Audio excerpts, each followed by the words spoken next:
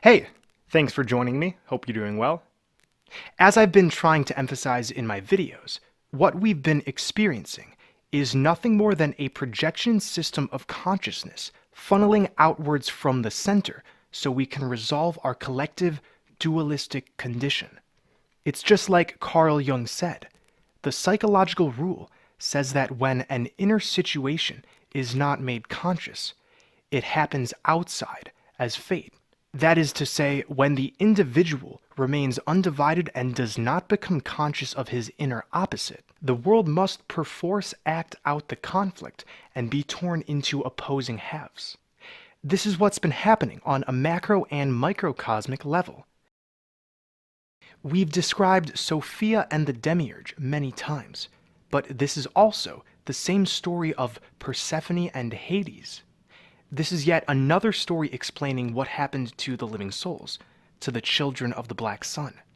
Persephone, the sweet daughter of goddess Demeter, was kidnapped by Hades and eventually became the queen of the underworld. Persephone ate the seeds of a pomegranate that Hades had given to her, binding her to live a third of the year in Hades. We are Persephone. We plunged into our self-made underworld, Hades, which, as I described in my video, Flat Earth Matrix, The Land of the Dead, is indeed the realm we're in, but it's a self-created one. The stars, again, are the gears behind the scenes which sit underneath the firmament.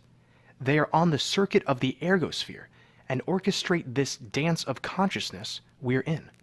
The stars existing below the firmament are in your mind, and the word firmament reveals this, containing ment, coming from the Latin mente, meaning mind. It's all in our mind. In Norse cosmology, the cosmic world tree Yggdrasil is supported by 3 roots. The third root extends to heaven, and beneath it is the very holy Well of Urd. The Norse heaven is called Asgard. There, a beautiful hall stands under the ash tree near the Well of Urd. The water of this well is described as so holy that anyone who enters it will become as white as the membrane called the skin that lies round the inside of the eggshell. In a recent video, we talked about the first book of Adam and Eve and the living waters the scripture reveals. These are the purifying living waters of the Holy Grail at the center.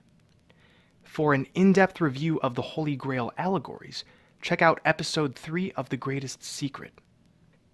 The Bible contains this same prophecy, speaking of the return to these living waters. And I quote, "The Lamb at the center of the throne will be their shepherd. He will lead them to springs of living water, and God will wipe away every tear from their eyes." These passages are describing the 144,000 it mentions before. Once we realize this is not the state we want to remain in, we can spill our blood over our divine intent, proclaiming our intent to bring forth a golden age, where the 144,000 will travel back to Asgard, to the Well of Urd, where we will bathe in the living waters and drink from the Holy Grail. Blood is our inner spirit, coursing throughout our body. It's not merely a physical substance, it constitutes the breath of life on all spiritual levels. Your blood is connected to mine, is connected to every one of your blood brothers, and the closer we get to the 144,000 number, the closer we will be to returning to Eden. The center is the cradle of life in this realm, the cosmic toroidal generator. The flat earth trinity of black sun, sun, and astral light all meet at this location, generating our holographic reality. In the book Paradise Found, the cradle of the human race at the North Pole, it's written, "We were told of a dwelling which the gods created for the first human beings, in the center of the earth. We, quote, left our etheric bodies and materialized dense physical ones when we dreamt up this simulation, and ever since we have been on a sort of spiritual loop, experiencing the shadows of our collective innermost, until we can remember the center once again. This is Ultima Thule." And I quote Peter Moon's book, The Black Sun. Ultima Thule is identified as the Teutonic Garden of Eden. It also parallels the story of Babylon, where mankind lost its connection to the Godhead. So everything we thought we knew is backwards. You are God. You are this realm.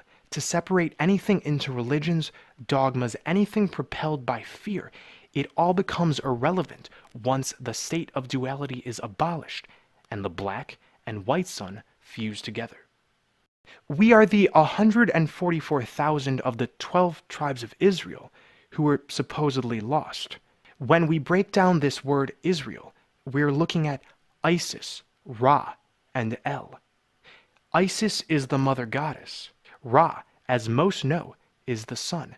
And El is the demiurge, this entire construct we're in. But these three seemingly separate entities will dissolve into each other once again, and the 12 tribes will be one. We are indeed playing out a game of thrones. Saturn's ring is binding us all together inevitably. No money required. Just sit back and let the divine 144,000 swim to the center. I worship all of you because you are me.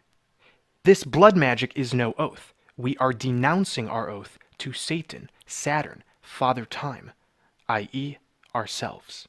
We can escape what seems like fate. We are ending the suffering of all beings, of all living beings who projected themselves out here.